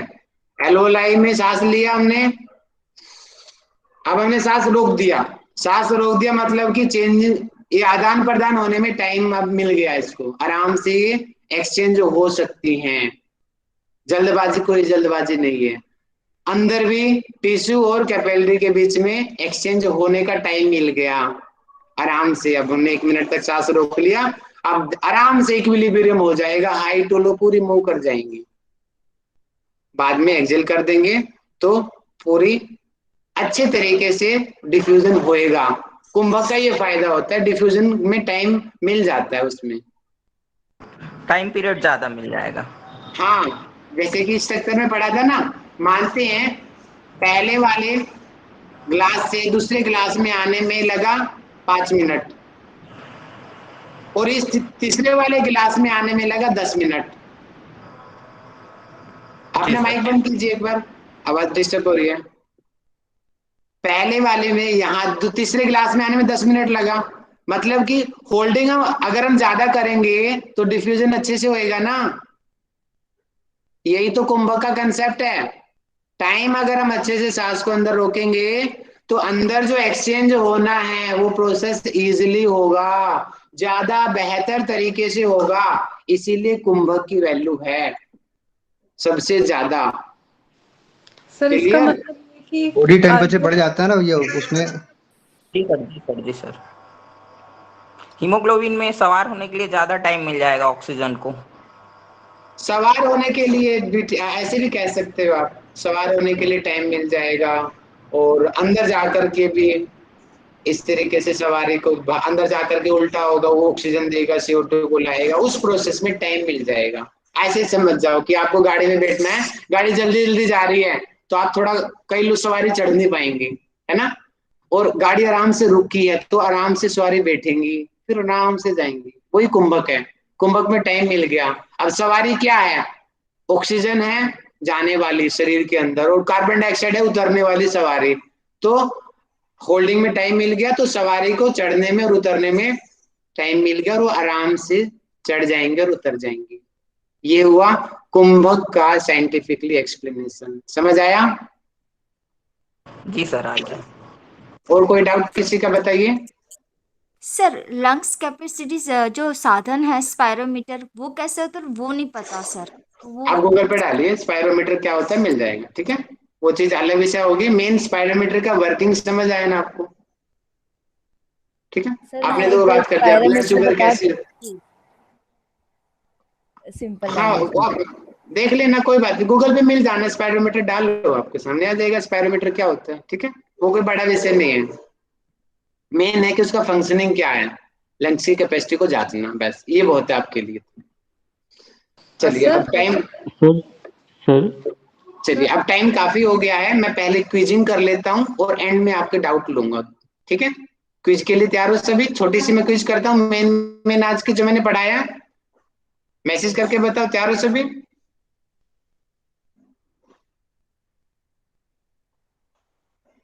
Very good. और सच बताऊं ना, इतना गहराई से मैंने भी पहली बार अध्ययन किया है, आप लोगों के चक्कर में मैं कर रहा हूं। इतनी गहराई से अध्ययन मैंने आज तक कभी नहीं किया। तो अब मुझे बताएंगे, PFT की फुल फॉर्म बताइए।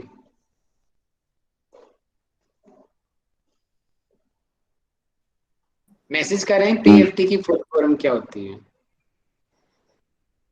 जीतराम मैं जी बोल के बताइए। बताऊं सर? बताओ जीतराम हाँ, जी। Pulmonary function test. Very good. और जीतराम जी, LFT क्या होता है ये बताइए। LFT सर नहीं पता। ओहो, सर फंस गए। Function lungs function liver test. Function test, liver liver, अरे नादा जी लीवर। लीवर। हाँ, क्योंकि एक ही नाम दो क्यों नहीं दे सकते ना, इसलिए लंग फंक्शन टेस्ट को LFT नहीं बोला, PFT बोला, क्योंकि LFT बोलते तो लीवर और लंग्स दोनों एक हो जाता और फिर कंफ्यूजन क्रिएट होती, इसलिए लंग्स को PFT बोला और लीवर को LFT बोला गया है।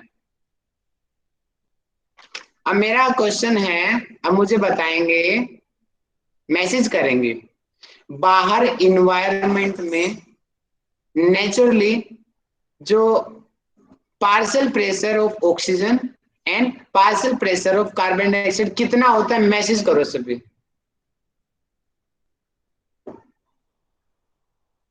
और चितरंजन साहू जी माइक खोलिए, कहाँ नहीं सर, इतना सॉरी सर, इतना शुद्ध गलती से। वातावरण में रहते हो क्या? 500 नहीं भी है नहीं नहीं आपके पास?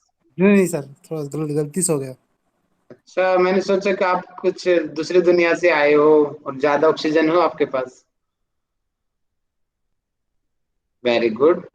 बताओ, आप ही बताओ माइक खोल के कितना होता है?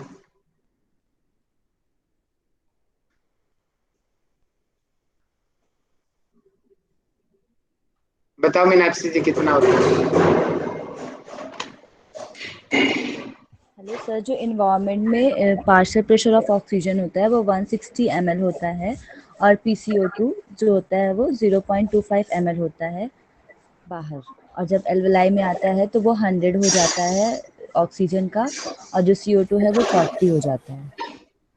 मीनाक्षी जी बिल्कुल ठीक बोला है, लेकिन आप साइंस बैकग्राउंड की हैं, आपने एक छोटी सी बहुत बड़ी मिस्टेक कर दी। बताओ कौन सी गलती कर दी? यूनिट बताने में, यूनिट पूरी बताओ। मिलीलीटर। आगे? सर आगे का नहीं देखा था HG, HG मीनाक्षी जी। यस सर, सॉरी हाँ, सर। आप तो गलती मत करो, औरों की तो चल जाएगी, आप मत करो। है पूरी MMS, यूनिट बताया करो। Very good, millimetre of Hg mercury. Very good, बहुत बढ़िया। अगला क्वेश्चन मेरा है विभा नागपाल मैम से। विभा नागपाल मैम, आप मुझे डिफ्यूजन बताएं, डिफ्यूजन क्या होता है? हाँ जी सर। सर डिफ्यूजन में हायर कंसंट्रेशन से लोअर कंसंट्रेशन की तरफ जाता है। जहाँ ऑक्सीजन ज्यादा है वहां से कम की तरफ जाएगा, और जहाँ CO2 ज्यादा है वहां से कम की तरफ जाएगा। ठीक है, अब मैं इसी क्वेश्चन को दूसरे एग्जाम्पल से मैं आपसे पूछूंगा, ठीक है? और मुझे बताएंगे नीरज जी। नीरज जी, मेरा एग्जाम्पल ध्यान से सुनना। पानी का गिलास लिया है मैंने, जी बाहर से मैंने उजाला डाल दिया, उजाला, ठीक है, कपड़ों को नीला करने के लिए। उजाले की ड्रॉप क्या है? लो कंसंट्रेशन है या हाई कंसंट्रेशन?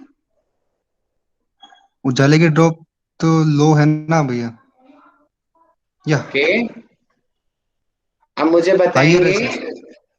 मनोज पाल जी, इसी क्वेश्चन को बताइए। मैंने बस एग्जाम्पल चेंज किया, बात वही है, ताकि आपका दिमाग अच्छे से खुल जाए, इसलिए मैंने क्वेश्चन पूछा है। हाई है, हाई भैया। और पानी का कंसंट्रेशन क्या है? पानी का लो है। लो है।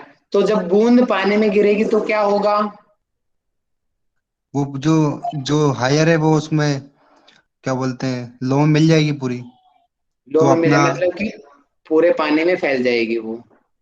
जी वेरी गुड, यही है डिफ्यूजन मेथड। और कितने हजारों एग्जाम्पल आप दे सकते हो समझने के लिए। ठीक है, अब अगला मेरा क्वेश्चन कुंदन जी से।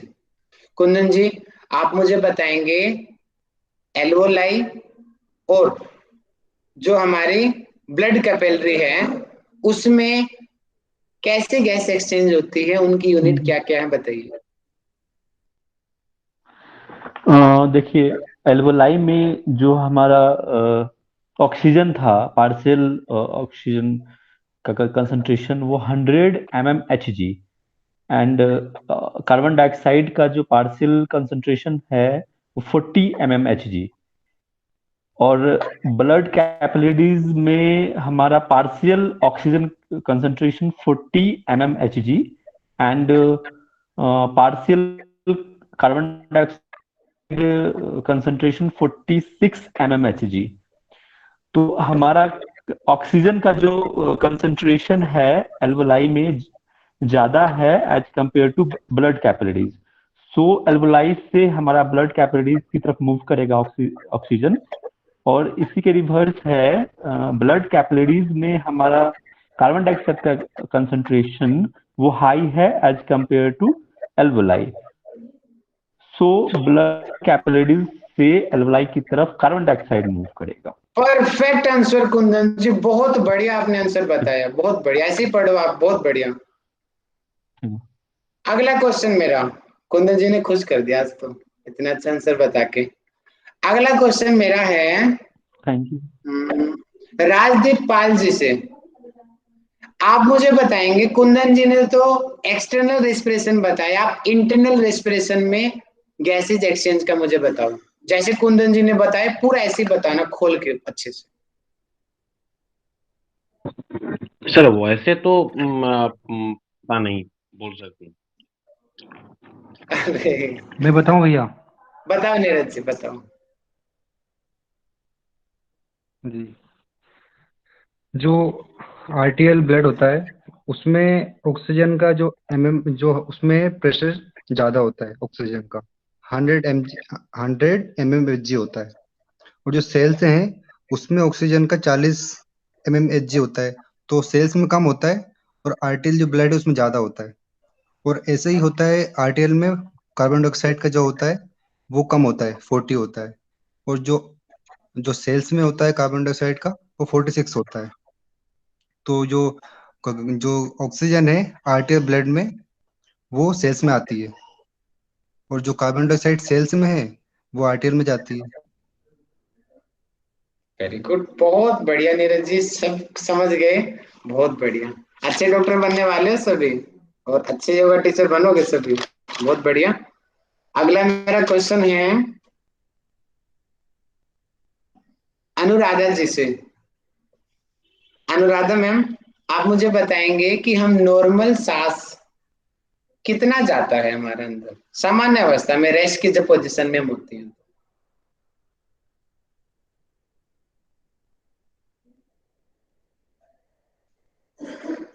वेरी गुड नीरज जी, मीनाक्षी जी, बहुत बढ़िया।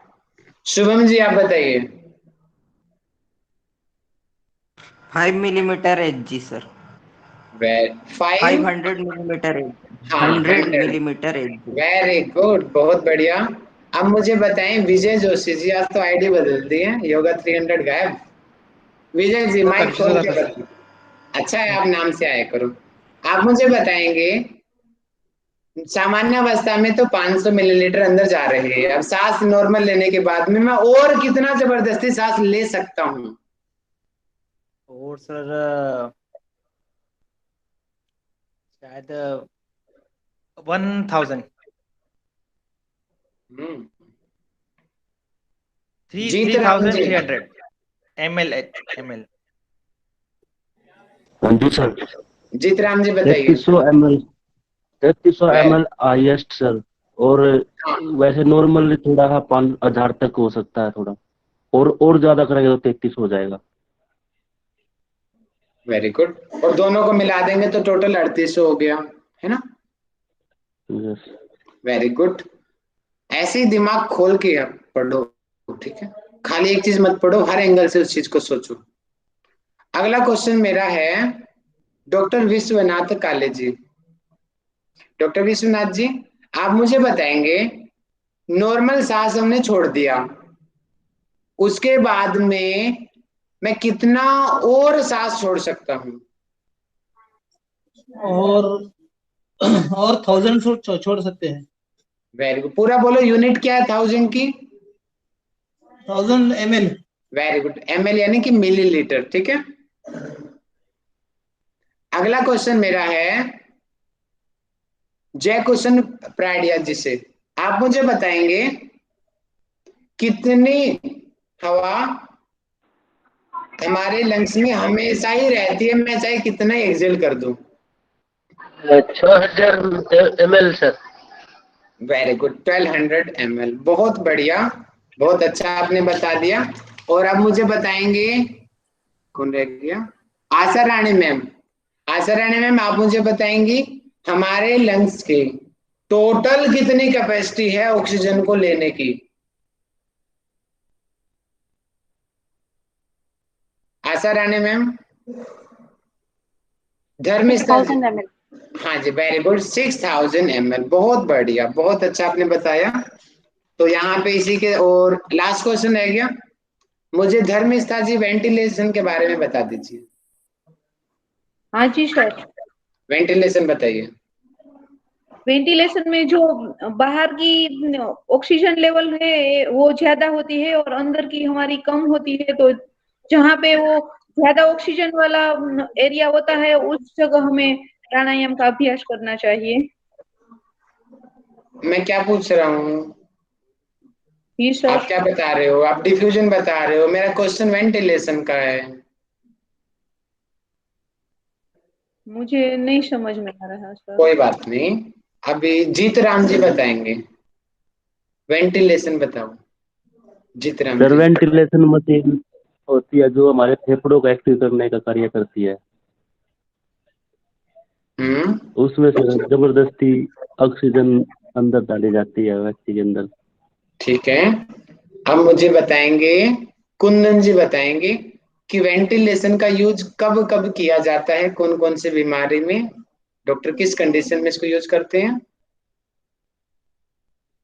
अभी तो रिसेंटली कोविड चल रहा है सर, तो कोविड में बहुत ही ज्यादा यूज हो रहा है।